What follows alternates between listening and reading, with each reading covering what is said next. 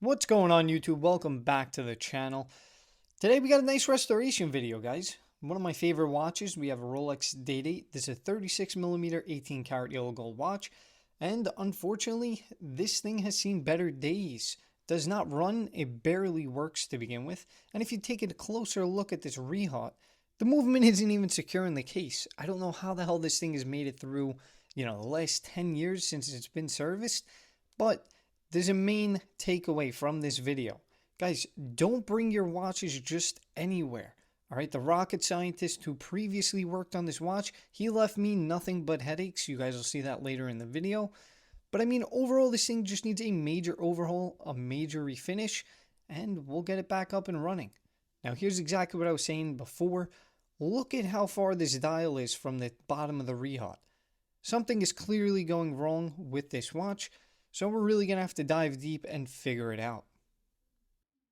Now, throughout this whole video, I was actually talking. However, I didn't have a mic on, so the audio wasn't the best. You guys are just going to get a narration of exactly what I'm doing. So first thing we do, we got to remove this bracelet. So we remove our screw, then we can go ahead and start pressing in our spring bars. These things were extremely tight. They did not want to move, but eventually I finally got them out of the case. Now we can remove our bracelet, check our model number, check our serial, make sure that everything matches. Now I always check engravings. We want to make sure that every part is authentic and our first aftermarket part. Somebody decided, let me throw in some steel spring bars, but at least we have our 55 stamped upper end link.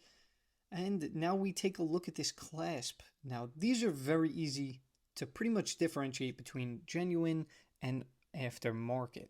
These have all of the correct engravings. However, I noticed we're missing an 8385 clasp code. Now, it's very possible that this thing was sanded away, but the entire construct of this buckle is perfect. It looks original, nice rose gold hue, and then yellow gold outers. Very weird, but now I can start taking a look at this case. Tons of dings, tons of dents. We have a bent lug. And I mean, overall, it's just not in the best condition. However, this is somebody who wears this watch. He loves this watch. So these things are going to happen. So throughout this video, you guys are going to see problem one after another. First one is this case back. We'll get into that a little bit later on in the video. But I mean, take a look at this gasket. I mean, it's like a piece of glue. It's completely ovalized. You do want to replace your gaskets, guys. Now, obviously, this watch is not running. No matter if I blow on the balance, it just will not spin. So another problem, the movement is not secure in the case. Now the main culprit is that we are missing a brittle and screw. I don't see it anywhere immediately, but I'm going to go ahead and remove the crown so that we can release the movement from the case. And I actually found the screw. I didn't find the brittle yet. It's nowhere to be found in the case, which leads me to believe that it's somewhere in this movement. So we're going to start disassembling this. Always protect the dial when we remove the hands. Now we can remove our dial as well as our day and date wheels. Now we can pull back one of our date jumpers and remove the star wheel assembled. Now here's actually a broken piece of the brittle. I don't know how the hell it made it up top under the dial. That's scary, all right? This is why it's very important if you guys ever break your crystal. All those little fragments, all those pieces, with all the wheels moving, they will be tossed around. Now there's a ton of glue or just gummed up grease all over this movement. It literally looks like everything was glued together. I don't know what type of grease was used here, but I've never seen grease gum up like this. And I mean, shout out to the rocket scientist once again, who actually serviced this watch prior to me. Horrible job. Even when cleaning all of these parts, every single bridge, the main plate, everything is so scratched up, it's absolutely insane. Now we're working on the bottom side of this movement. First thing we always do is release power from the mainspring. This mainspring feels absolutely horrible. Maybe it's all the gummed up residue. I have no idea.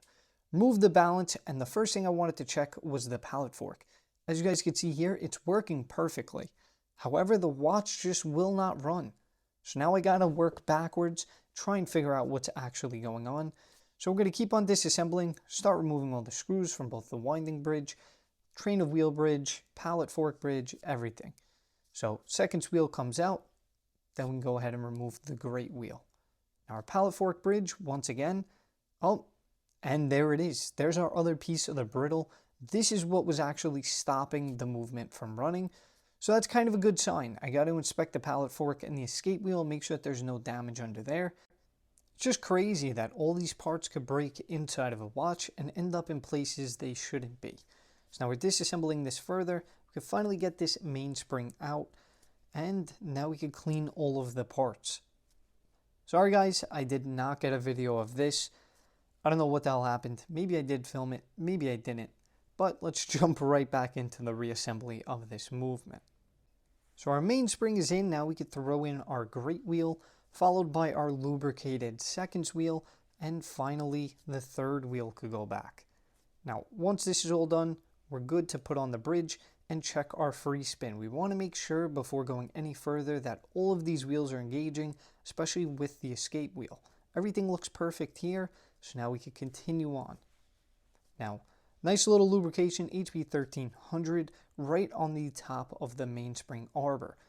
Throw back on our winding bridge, wigwam pinion, everything like that. Throw back on our ratchet wheel, once again, making sure that everything is engaging, our click is working, before we finally screw this down.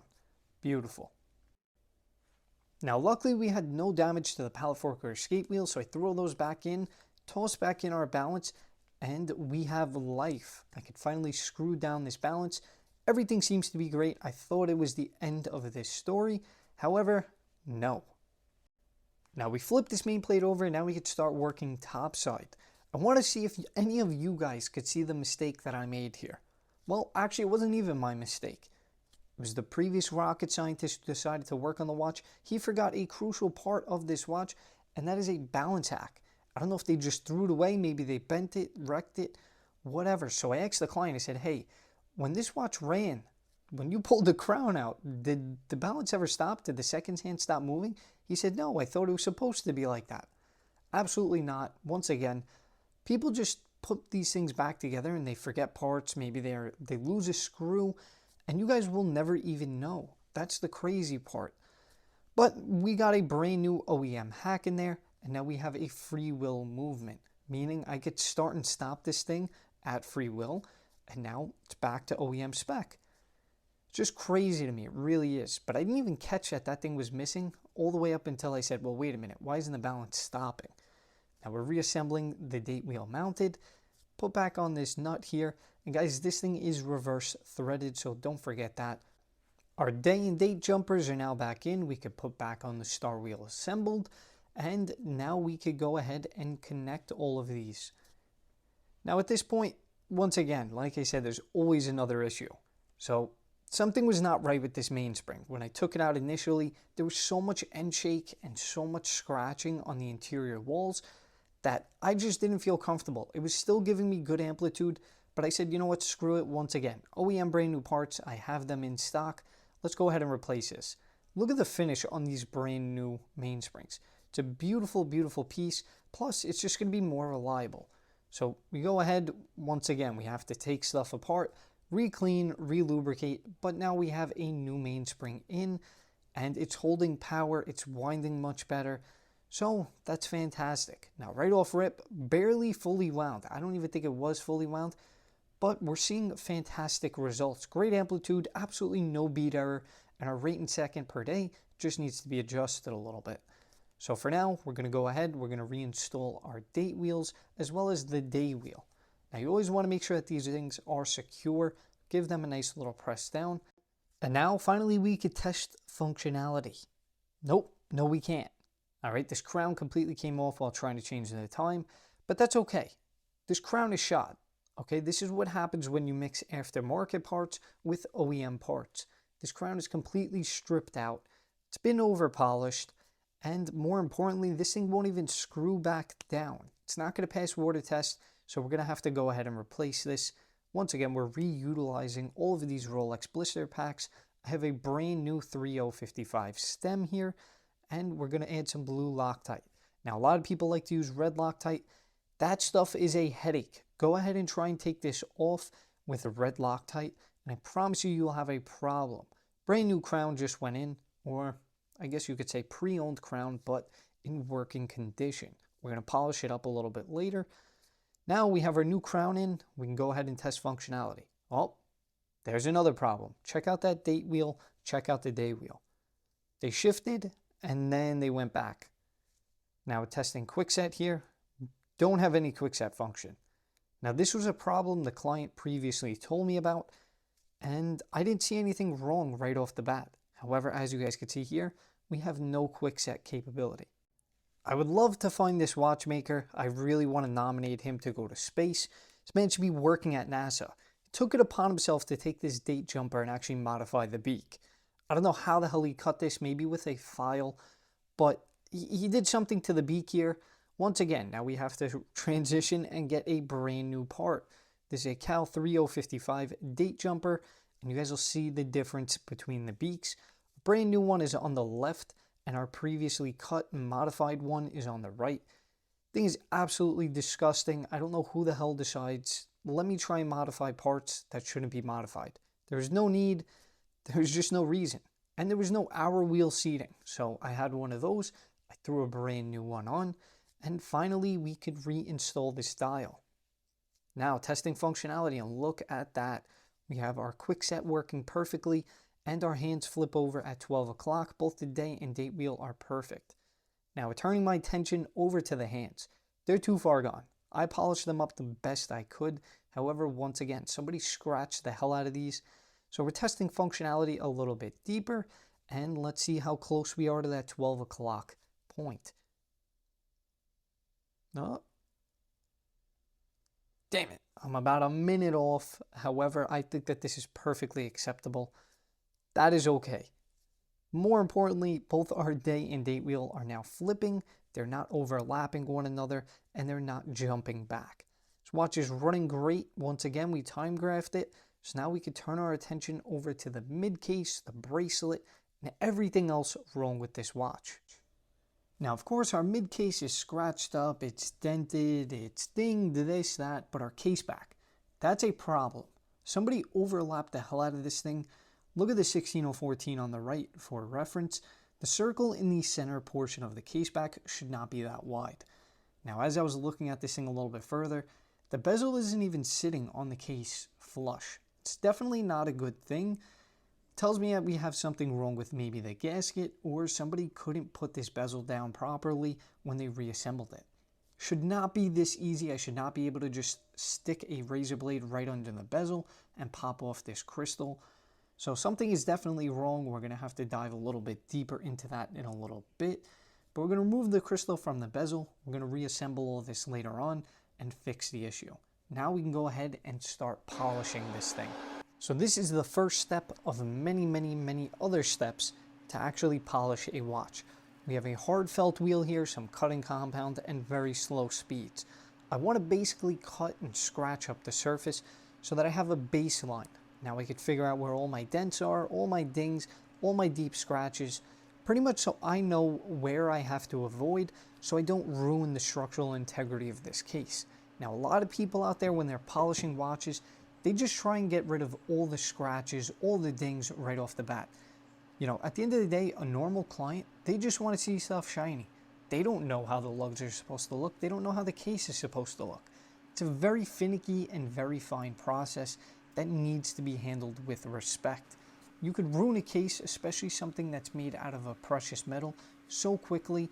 But now I could go ahead and do our second cut. This one is basically a higher grit.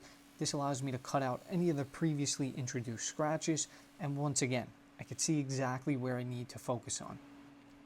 Now, after all the cutting is done, we can put on the magic sauce. It's a very soft wheel, and I could go ahead and do our final polish. Take a look at that reflection. You guys will see it a little bit better, more close up later on in the video. But I'm very happy with how this case turned out.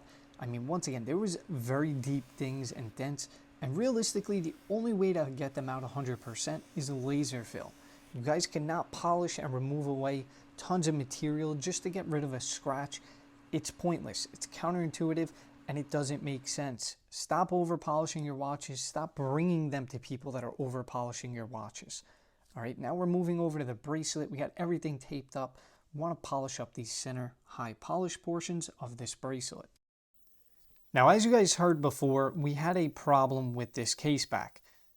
After I did my first initial cut and polish, it's completely untrue.